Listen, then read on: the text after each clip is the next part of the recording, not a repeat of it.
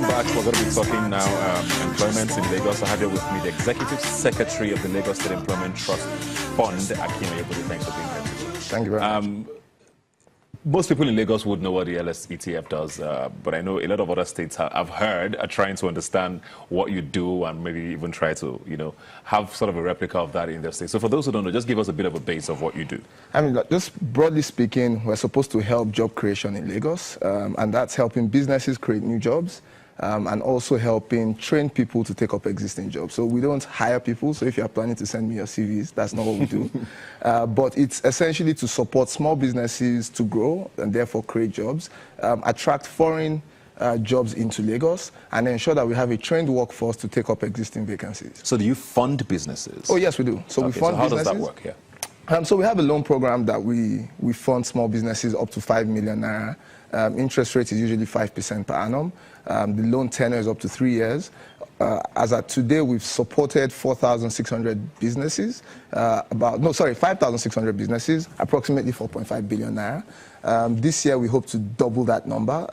And so we've done some work in supporting small businesses. We're also running a program today where we support innovation-driven enterprises, tech startups, helping them get workspace, ultimately providing funding at the end of an accelerator program. Yeah.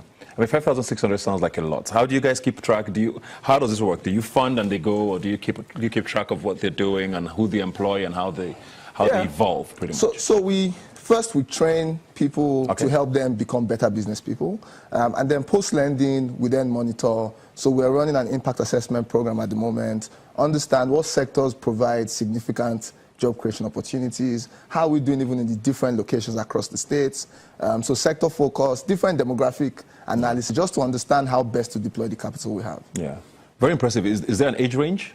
No, we're not ageist in any way. So we've got a 79-year-old borrower who's paying back her loan every month. So we don't have any age limitations. But at least you must be an adult. Of course, at least 18. You did collaborate here with the United Nations with regards to training and all of that.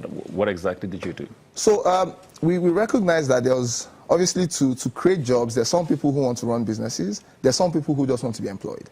But they don't have the right skill set. So we identified certain sectors that we thought were critical sectors to the Lagos economy and tried to intervene by training people in those sectors. So across construction, manufacturing, healthcare, hospitality, entertainment, we're training a broad range of foundational skills that allow people go into the workplace. And then going forward, depending on how they perform, there's an opportunity to then help them advance their skill set. Yeah. So UNDP very graciously accepted to come on board, both as a technical and financial partner.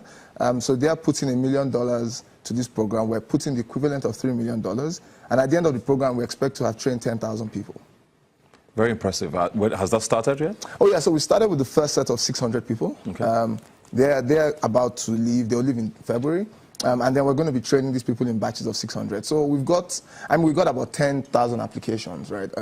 So it's a very competitive program to get into. But in a state where the on and underemployment ratio is 32.7%, you expect those kind of numbers. So we expect that very soon you start to see the impact of our work in bringing down the unemployment numbers in Lagos, despite the fact that Lagos is still a home for people who migrate thinking this is where they get their opportunity or their break. So there's significant pressure on Lagos State to ensure that we continue to create jobs for people who are coming in from other states. So how do you measure your success now?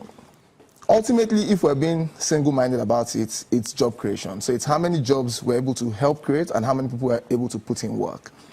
So first thing is everything we do is skewed towards job creation. Secondly is broadening the tax base. Because today, most of the funding we get is from the state government, comes from the tax purse. So it's our responsibility as well to increase that tax purse. And then ultimately is to help reflate and grow the Lagos GDP. So our impact assessment exercise covers the measurement of all of these metrics. Yeah.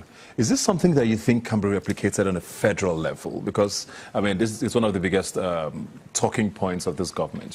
People there's statistics that seem to show that we're losing jobs instead of even creating jobs with regards to the nation. Is this something that can be replicated, you think? So I think you can't replicate it wholesale. Yeah.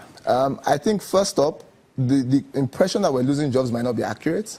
I think we're As not. I said, it's an impression. Yeah, so we're not creating enough jobs to meet the population growth rate. So more people are coming into the workforce than we can create jobs for. So there are two ways to solve that. One is to increase how you create jobs. Two is to watch how you give birth to children. So you have to manage both levers. But I think that what the federal government can do is to look at different pockets across the country and create centers of excellence. And it's a conversation we can have for an hour. Yeah. But I think one of the things that we don't do enough of as a country is we're not very export focused. So we always look inwards. That phrase irritates me, like looking inwards. Like your real market is the billions of people outside of Nigeria. The only way we're going to be able to create 5-6 million jobs per annum is being very export focused. So anyone who's done this successfully hasn't done it looking at domestic demand alone. They've done it with a very clear focus on how do we export products and services out of Nigeria and how do we use that to increase disposable income in Nigeria, which then brings in domestic consumption and then allows you then merge both export focused domestic consumption to create more jobs. I think that's the missing link today, where we're very focused on agriculture, which is great, but it's not the silver bullet. So that's different with Lagos State, you're saying? I mean, I think that we are also, first, Lagos doesn't have enough land anyways to be an agric-focused state, right? Okay. But if you think about some of the work we're doing, Kebbi State, for example, is producing the rice that is being milled in Lagos, Lake Rice. Okay, so and so those are the linkages, collaborations that we can do in Lagos, where most of your produce is sold here in any event. So there's collaborative opportunities with other states. Okay, we're going to take a break now. When we come back, we'll find out what your plans are for 2018 and how people can actually apply for in the future. We'll take a break and be right back. So let's dance now, it is my turn. Just